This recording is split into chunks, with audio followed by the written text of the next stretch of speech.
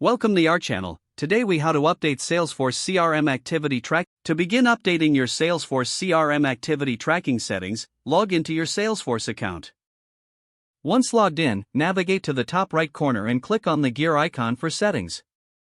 In the drop-down menu, select Setup to access the Setup menu for your Salesforce environment.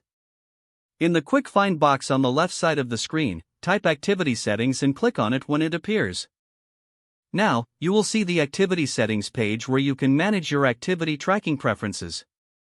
Review the available settings carefully to understand what options you have for tracking activities.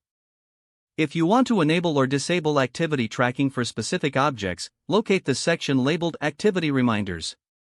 Here, you can choose whether to allow reminders for tasks and events.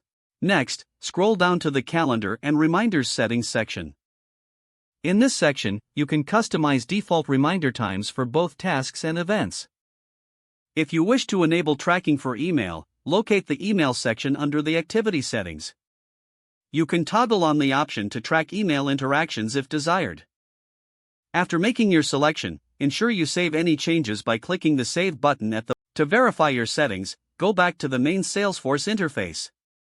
Navigate to the Activities tab to see if your adjustments are reflected. You can also test the new settings by creating a test activity and checking its tracking status.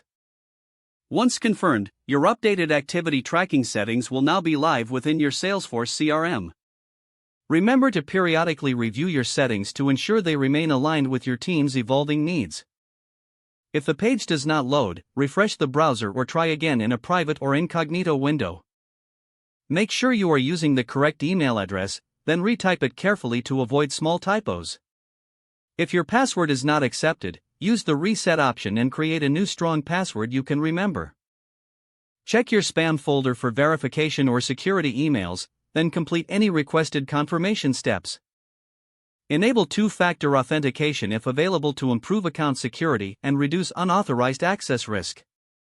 After signing in, review your profile details so your contact information and settings are accurate and current. If you see an error message, note it down and try again after restarting your device and internet connection. Log out when you finish, especially on shared devices, to keep your account and payment information secure. If the page does not load, refresh the browser or try again in a private or incognito window. Make sure you are using the correct email address, then retype it carefully to avoid small typos. If your password is not accepted, use the Reset option and create a new strong password you can remember. Don't forget to like this video and subscribe to our channel for more step-by-step tech guides.